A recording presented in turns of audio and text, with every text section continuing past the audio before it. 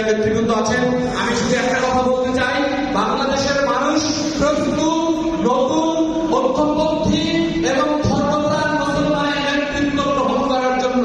আমাদের শুধুমাত্র আত্মবিশ্বাসের সাথে আমাদের যে ইনসাফ ভিত্তিক বাংলাদেশ প্রতিষ্ঠার যে আকাঙ্ক্ষা, সেই আকাঙ্ক্ষা মানুষের দ্বারে দ্বারে নিয়ে যেতে হবে।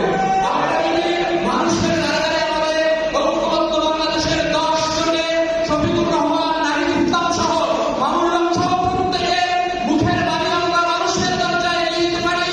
আমরা বিশ্বাস করি এই নতুন স্বাধীনতার এবং চাঁদাবাজকে প্রত্যাখ্যান করে নতুন নেতৃত্ব 10 জনের ঐক্যবদ্ধ নেতৃত্বকে মানুষ গ্রহণ করবে ইনশাআল্লাহ।